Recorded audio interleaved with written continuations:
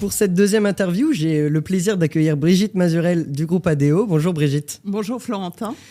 Je vais commencer par une petite présentation, Brigitte. Donc, vous avez commencé avec une expérience chez Leroy Merlin, puis vous êtes arrivée dans le groupe ADO en 2008 sur des sujets notamment autour de la RH. Et vous êtes maintenant leader People Analytics et Data RH depuis octobre 2021. Je propose qu'on commence directement dans le vif du sujet, sachant que nous sommes sur une problématique autour de la digitalisation des produits RH. Donc, depuis plusieurs années, ADO s'est préoccupé de ces données et s'est organisé en mode data-driven pour les gérer, en commençant par les données clients. Depuis quand l'entreprise s'est concentrée sur les données RH ? Moi, j'ai envie de dire depuis toujours. Depuis toujours, on a eu besoin de mesurer ce qu'on faisait en termes RH, ne serait-ce que pour assurer les suivis des plans RH. Le problème qui se pose aujourd'hui, c'est plutôt un sujet de digitalisation de ces données RH pour pouvoir les suivre de manière plus fréquente. Et de quand date cette prise de conscience de l'importance de cette digitalisation ? Alors en fait, on a commencé ADO People Analytics en 2019.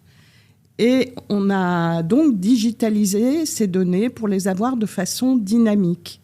Le sujet qu'on a rencontré, c'est que effectivement, on avait accès aux données des BU de nos entreprises, mais que ces données n'étaient pas uniformes.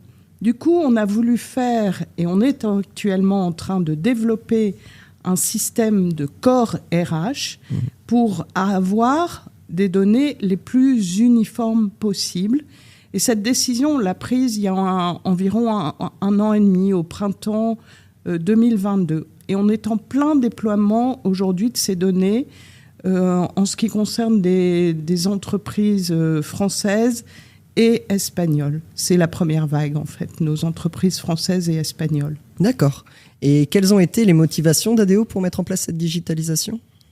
Ces motivations, j'en ai déjà un petit peu parlé tout à l'heure, elles sont de deux ordres. La première motivation, c'est en fait d'avoir un socle de données RH commun, et je mettrais ça sous le compte de l'harmonisation de la collecte de nos données. Qui dit harmonisation de la collecte de nos données va nous permettre après d'avoir des indicateurs beaucoup plus fiables et comparables d'une BU à une autre. Et ensuite, il y a un sujet autour de l'amélioration de la fréquence du suivi. On aura des données, au lieu de les avoir annuelles, trimestrielles, saisies par nos entreprises, on les aura de manière beaucoup plus fréquente. Très bien. Je vais revenir justement sur cette harmonisation de la collecte. J'imagine que les règles, surtout au niveau humain, ne sont pas les mêmes d'un pays à un autre. Alors c'est effectivement vrai, et c'est ce qu'on rencontre par exemple sur plein d'indicateurs RH, que sont la manière de compter des CDI ou des CDD, qui est une notion très commune en France. On ne la retrouve pas forcément à l'international. Je prends un indicateur qu'on suit aussi de manière très très forte, qui est l'indicateur du turnover. L'Espagne, le pays Espagne, vient maintenant de mettre en place une loi qui autorise des contrats avec interruption. Donc, le sujet qui se pose, c'est d'essayer de compter les choses de la même façon d'un pays à un autre pour avoir la donnée la plus harmonisée possible entre nos pays. Et c'est de tout ça qu'on s'occupe aujourd'hui dans nos HR Core, notre ADO People Analytics, etc. En fait, je dirais que le sujet, c'est d'uniformiser, de se préoccuper du geste administratif, ce qu'on n'a jamais fait finalement auparavant. Très bien. Est-ce que vous avez des exemples de prises de décision qui sont liées justement à ce relevé d'indicateurs ou des actions à mettre en œuvre ? Alors, comme je l'ai dit, HR Core, ça a pour but d'améliorer la qualité de nos données et l'harmonisation de notre collecte. Il y a un sujet qu'on suit depuis longtemps, c'est de savoir, et qui est un petit peu suivi dans la majorité des entreprises aujourd'hui, c'est de savoir quel est le nombre de femmes dans nos comités de direction, etc. Aujourd'hui, on a plutôt une donnée qui est saisie de manière déclarative par nos entreprises. quand on aura ce HR-Core et cette même façon, et qu'on se sera harmonisé dans la manière de compter les choses, on pourra se dire de façon vraiment fiable que ces données sont identiques d'un pays à un autre, ou au moins construites de la même façon d'un pays à un autre. Alors Brigitte, vous avez eu l'occasion de travailler avec Laurent Gailleg, qui est un consultant Cenisis. Vous avez pu travailler sur les sujets de la stratégie Data RH, justement. Est-ce que vous pouvez m'en dire un petit peu plus ? Oui, alors Laurent m'a bien aidé au cours de l'année 2021-2022. Et en fait, il m'a servi, il a fait office de pair dans l'écriture de cette stratégie Data RH que l'on voulait. Et il a eu son œil d'expert data pour nous aider, moi et l'équipe, à écrire notre stratégie. Donc notre stratégie, on l'a définie en ces termes, c'est accompagner la communauté RH à prendre des décisions éclairées par la data et surtout pour mieux répondre aux enjeux du business. Et on l'a décliné sous 3 angles. Un premier angle qui concerne la gouvernance de la data, le deuxième, la collecte de la data, et le troisième qui concerne l'usage de la data. En faisant le lien avec l'intervention précédente d'Isabelle autour de la data RSE chez United Bee, on entend de plus en plus parler de responsabilité environnementale et sociale. Comment ADEO s'inscrit dans le sujet ? Oui, alors pour ADEO, c'est effectivement quelque chose de très très important. Et c'est pour ça que depuis 2 ou 3 ans, on a voulu mesurer à la fois nos avancées en termes de responsabilité environnementale et de responsabilité sociale. Et cela, on le fait via un indicateur qu'on a dénommé ADEO Positive Index et qui se compose de 11 indicateurs. Alors, il y a des indicateurs qui concernent l'amélioration de l'habitat. Bon, ça, je ne vous en parlerai pas, mais je vais vous parler plutôt des indicateurs qui concernent le développement humain, parce que c'est ceux dont on s'occupe en termes humains.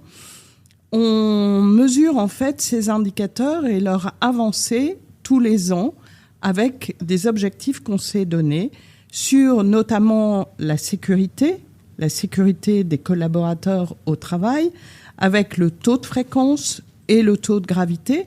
Donc le taux de fréquence et le taux de gravité, ce sont des indicateurs normés et on suit par rapport à des objectifs qu'on s'est donnés. Toute l'entreprise est focalisée sur cette amélioration de la sécurité. Ensuite, il y a un indicateur de diversité. J'en ai un peu parlé tout à l'heure. Et par exemple, on souhaite mesurer le nombre de femmes dirigeantes, alors femmes dirigeantes ou managers de sites, en pourcentage, puisque vous savez que toutes les entreprises sont un peu focalisées sur le sujet en ce moment. Un autre indicateur qui est excessivement important, c'est l'apprentissage. Combien d'heures de formation on consacre à nos collaborateurs ? Et là aussi, on a des mesures en termes de nombre d'heures de collaborateurs moyens sur l'année, avec des objectifs pour orienter, et ça se retrouve dans le plan RH, pour orienter toutes nos entreprises sur l'amélioration de cet indicateur de nombre d'heures d'apprentissage moyen par collaborateur et par. Ensuite, on a un indicateur autour de l'éthique. L'éthique est une donnée de plus en plus importante dans les entreprises. Ça devient vraiment fondamental. Et donc, on forme nos collaborateurs à l'éthique. Et ce nombre d'heures de formation et le pourcentage de collaborateurs formés à l'éthique, c'est aussi quelque chose qu'on suit annuellement. Et ensuite, l'engagement des collaborateurs au travers de nos enquêtes internes. On a une enquête qui s'appelle EXI, Employee Experience Index, et on mesure le NPS de nos collaborateurs comme on mesure un NPS client finalement. Et ça, tout cet ingrédient, tous ces 6 indicateurs pour le développement humain, avec les 5 indicateurs de l'amélioration de l'habitat, c'est ce qui forme notre ADEO Positive Index qu'on suit et qu'on mesure au fil des ans. Très bien, merci beaucoup. Je me tourne maintenant vers Jérôme, qui va nous éclairer de son regard de l'expert.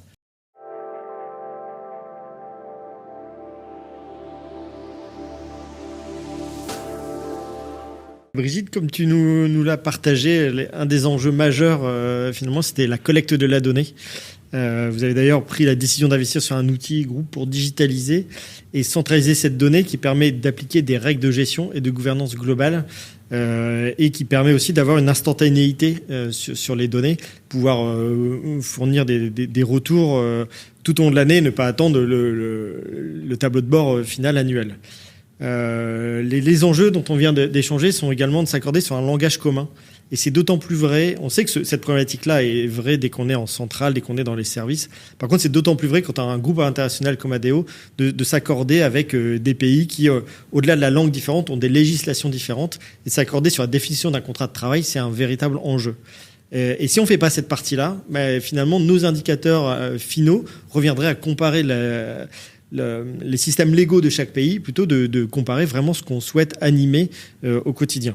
Donc c'est vraiment important, cette partie de collecte de données et de langage commun sur cette partie RH, mais comme on a pu le voir aussi lors de la précédente interview. Le second point que tu as mentionné concerne le partage et la communication d'indicateurs communs. On l'a vu ensemble lors d'une formation que j'ai pu animer avec Gilles, auquel tu as participé avec ton équipe sur le storytelling. Et on a eu un webinaire également l'année dernière sur le sujet. Et c'est vrai que dans ces moments-là, le message à retenir, ce qui est important, c'est de se dire, de se poser des questions quand on fait un report, quand on fait des KPI. C'est à qui on s'adresse. Pourquoi on fait ce report, pourquoi on fait ce dashboard finalement, et qu'est-ce qu'on veut en tirer comme action, comme décision. Et tout ce travail-là, finalement, parce que la partie technique de fournir le dashboard, c'est la partie la plus facile une fois que ça a été bien défini. Par contre, tout ce travail en amont qui peut paraître long, mais finalement, c'est juste de se poser les bonnes questions, les 4 bonnes questions. Et c'est monsieur qu'on avait travaillé sur cette partie-là et qui permet d'amener aux bonnes décisions. On a un petit peu abordé la partie RGPD. Dès qu'on parle humain, on pense vite à la partie RGPD. Dans votre cas, l'interview, c'était de se dire, finalement, ça n'a pas été une contrainte pour vous. Alors, c'est une contrainte, mais ça n'a pas été un accélérateur. C'est juste quelque chose que vous avez pris en compte parce que vous étiez déjà intéressé au sujet. On sait que d'autres de nos clients, ça peut être un vecteur d'action, de mise en action, parce que finalement, les données RH parfois peuvent être le parent pauvre sur cette partie-là. Et on a accompagné aussi sur les données RGPD et certains se posent aussi la question des données ouvertes qu'on peut utiliser sur la partie RGPD. J'aurais une dernière question pour toi, Brigitte. Si d'un coup de baguette magique, tu pouvais résoudre un problème ou apporter une nouvelle fonctionnalité à votre projet ADO, que feriez-vous ? Alors j'aurais peut-être besoin de 2 baguettes magiques parce que, comme je l'ai précisé tout à l'heure, il y a un sujet gouvernance, collecte, usage. L'usage, j'y reviendrai après. L'usage, pour moi, c'est pas ce qu'il y a de plus compliqué, mais le sujet de gouvernance, vous l'avez précisé tous les deux, c'est vraiment très très important de se mettre au carré sur cette gouvernance. La donnée, elle appartient à qui en est le propriétaire, comment on l'expose, etc. BU, ADO en centrale, etc. Il y a aussi nécessairement aujourd'hui un sujet de collecte de données, et c'est donc gouvernance et données. Je dirais, je les rejoindrais ensemble en disant, je favoriserais la collecte de la donnée avec une gouvernance claire et des contrôles appropriés. C'est vraiment ça que je mettrais. C'est pour ça que j'ai envie de dire, j'ai besoin de 2 baguettes magiques pour mettre gouvernance et collecte de données en même temps. L'usage, comme je disais tout à l'heure, c'est pas ce qu'il y a de plus compliqué. Parce que je pense que l'usage y viendra en cours de route avec des dashboards appropriés quelque part. Et moi, je le verrai sans doute pas, mais je pense qu'en termes d'usage de la data, ça va aller très très vite. Il y aura des dashboards qui vont être amenés à évoluer. Et je pense que même avec l'intelligence artificielle, dans peu de temps, on aura des dashboards automatisés, en fonction des habilitations de chacun, etc. Aujourd'hui, on passe beaucoup de temps sur la création de ces dashboards, mais je suis certaine que dans quelques années, je ne sais pas dire combien, mais ces dashboards, ils viendront assez automatisés et de façon appropriée pour chacun des utilisateurs. Voilà, c'est comme ça que je répondrai. Bon, merci. J'ai envie de vous donner cette deuxième baguette magique parce que j'y crois également. Merci beaucoup. Merci.